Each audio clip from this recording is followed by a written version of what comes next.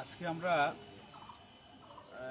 আরকে নগর, ভৈরবনগর এবং দুর্লভছড়া ব্লক কংগ্রেসের নেতৃত্বে প্রতিনিধি দল Durlavchhara sub divisional electric engineer মহোদয়ের সঙ্গে আমরা দেখা করে তার হাতে আমরা একখানি স্মারকপত্র তুলে দিয়েছি। আজ বেশ কয়েকদিন থেকে দুর্লভছড়া সাব ডিভিশনের অন্তর্গত প্রায় প্রতিটি গ্রামেই বিদ্যুৎ পরিষেবা বিঘ্নিত হচ্ছে, ঘন ঘন লোডশেডিং হচ্ছে। তারপর সন্ধ্যাবেলা যদি এক পশলা বৃষ্টি হয় তাহলে সমস্ত রাত্রি বিদ্যুৎ পরিষেবা পাওয়া যায় না। এই প্রচণ্ড গরমের মধ্যে ছাত্র, স্কুল পড়ুয়া, বয়স্ক এবং রোগাগ্রস্ত মানুষের জীবনযাত্রা প্রায় ব্যাহত হচ্ছে।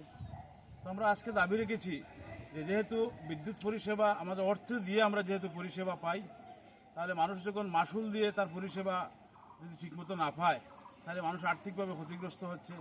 তাছাড়া মানুষের দৈনন্দিন জীবনে অনেক অসুবিধা হচ্ছে। বিদ্যুৎ এমনই একটি পরিষেবা যেটা দৈনন্দিন জীবনে মানুষের অপরিহার্য। বিদ্যুৎ ছাড়া মানুষের জীবনযাত্রা অচল, আধুনিক জীবন আমরা কল্পনা করতে পারিনি।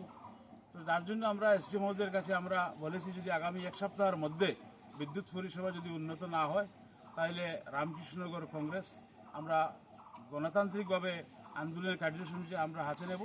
সেই উদ্দেশ্যে আজকে আমরা স্মারকপত্র দিয়েছি।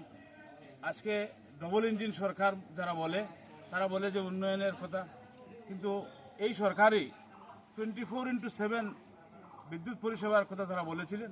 তো আমরা কী দেখলাম, দিনে অন্ততপক্ষে 10 বার লোডশেডিং হয়, সমস্ত রাত্রি বিদ্যুৎ থাকে না। আজকে শুধু বিদ্যুৎ পরিষেবার ক্ষেত্রে নয়, আমরা যদি স্বাস্থ্য পরিষেবার ক্ষেত্রে দেখি, শিক্ষা ক্ষেত্রে যদি আমরা দেখি, তাহলে আমরা এই ডবল ইঞ্জিন সরকারের কোনো উন্নতি আমরা দেখিনি। আমরা কি দেখেছি? আমরা শুধুমাত্র দেখেছি যে হিন্দু মুসলিম, তারপর কোথায় কে কী খাবে, কে কী পরবে, কার জনসভায় কত লোক হচ্ছে, আমাদের মাননীয় মুখ্যমন্ত্রী এ নিয়েই ব্যস্ত। আর আমরা আজকে বিদ্যুৎ পাচ্ছি না। আজকে যদি আমরা জল জীবন মিশনের কথা বলি, হাজার হাজার কোটি টাকা জল জীবন মিশনের নামে বরাদ্দ করা হয়েছে, কিন্তু এই বৃহত্তর রাতাবাড়ি অঞ্চলে যদি আমরা দেখি তাহলে একটি জল প্রকল্প মানুষদেরকে বিশুদ্ধ পানীয় জল দিতে পারেনি। তো আজকে কোথায় উন্নয়ন হচ্ছে? উন্নয়নের নামে আজকে লুণ্ঠন হচ্ছে। তো আমরা তার বিরুদ্ধে আজকে আমরা এখানে এসে আমরা মেমোরান্ডাম দিয়েছি। আমরা যদি সেটা স্বাভাবিক না হয় তাহলে আমরা গণতান্ত্রিক আন্দোলন করব। ধন্যবাদ।